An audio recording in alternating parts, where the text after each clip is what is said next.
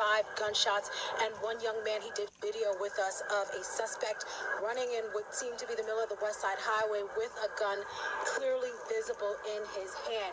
At this point, first responders are still arriving, still rushing to the scene. In fact, we saw a hostage negotiation truck just driving down Chambers Street towards the scene.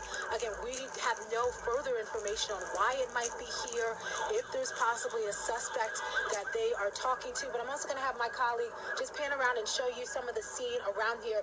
Many people are on the corner. They are watching all of this unfold, trying to get answers. Again, this is all happening right near Stuyvesant High School and also Borough of Manhattan Community College.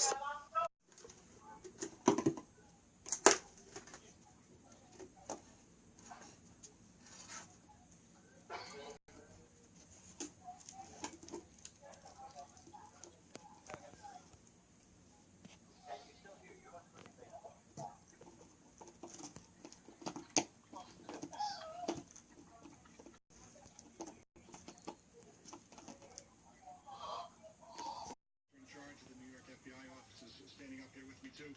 We have members of my executive staff. We have Cy Vance and members of the state police. First, I just want to say that today there was a loss of innocent life in Lower Manhattan. The dead and injured were just going about their days, heading home from work or from school or enjoying the afternoon sun on bicycles. This is a tragedy of the greatest magnitude for many people, for many families here in New York City and beyond today. I want to commend the response of our NYPD officer that was on post near the location, who stopped the carnage moments after it began. Also, the work of the first responders, including the fire department and EMS personnel, surely helped save additional lives. As I said, I'll give more of a chronology in a couple minutes, but right now I'd like to introduce Mayor de Blasio. Thank you, Commissioner. It's a very painful day in our city. Horrible tragedy on the West Side. Let me be clear that based on the information we have at this moment, this was an act of terror, and a particularly cowardly act of terror aimed at innocent civilians, aimed at people going about their lives who had no idea what was about to hit them. We, at this moment, based on the information we have, we know of 8 innocent people who have lost their lives and over a dozen more injured. We know that this action was intended to break our spirit. But we also know New Yorkers are strong, New Yorkers are resilient, and our spirit will never be moved by an act of violence, an act meant to intimidate us. We have been tested before as a city very near the site of today's tragedy, and New Yorkers do not give in the face of these kinds of actions. We'll respond as we always do. We will be undeterred. And I want to thank everyone at the NYPD, all our first responders, for their extraordinary efforts in the midst of this tragedy, starting with the officer who stopped this tragedy from continuing, all of the first responders who came to the aid of those who were injured. Investigation is underway to get all the facts, and what we'll tell you today, of course, will be preliminary. But we know we will get down to the bottom of what happened. I want to ask all New Yorkers, all Americans, to keep the families of those lost in your thoughts and prayers. They will need our support. And I want to ask all New Yorkers to be vigilant.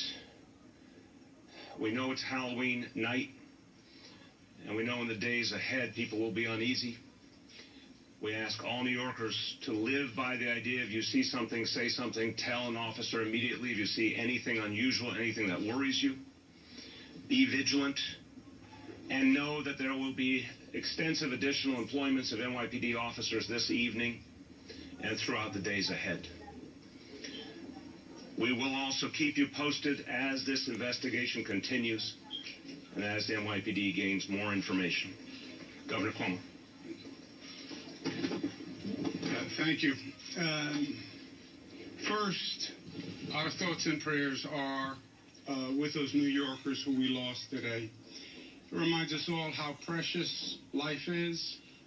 They left the house this morning. They were enjoying the beautiful west side of Manhattan on a beautiful fall day, and they're not going to be returning home.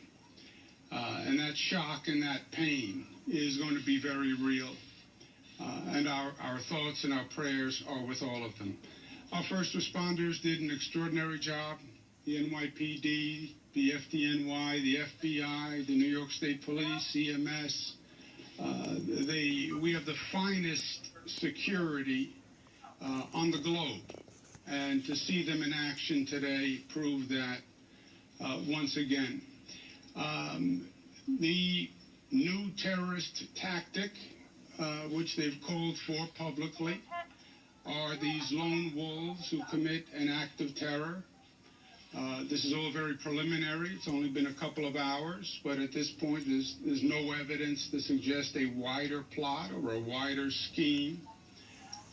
But the actions of one individual who meant to cause pain and harm and probably death and the resulting terror. And that was the purpose. We will be vigilant. More police everywhere. You'll see them in the airport. You'll see them in the tunnels. It's not because there's any evidence of any ongoing threat or any additional threat.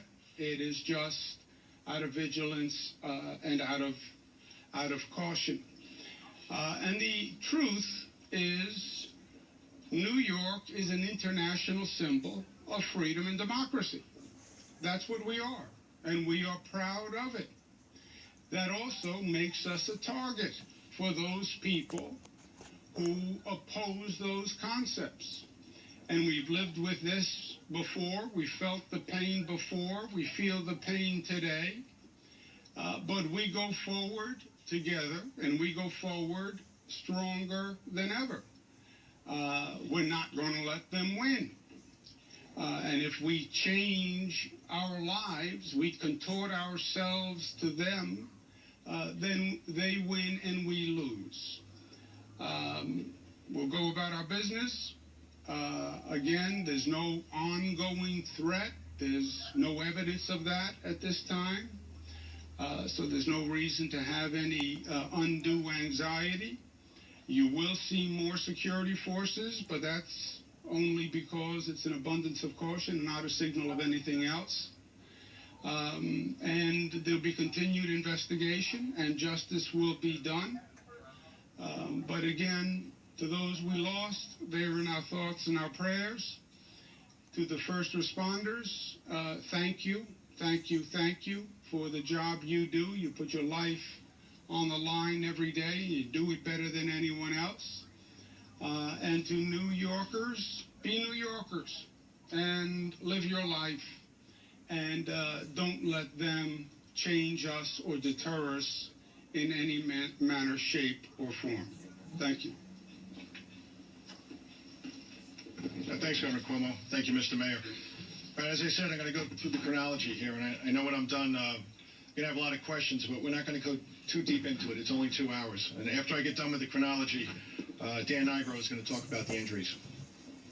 All right, so at 3:05 p.m., a male driving a rented Home Depot pickup truck entered the West Side Highway bicycle path at Houston Street, began driving southbound, striking a number of pedestrians and bicyclists along the route. At Chambers Street, the truck collided with a school bus, injuring 2 adults and 2 children. After the collision, the driver of the truck, a 29-year-old male, exited the vehicle brandishing 2 handguns.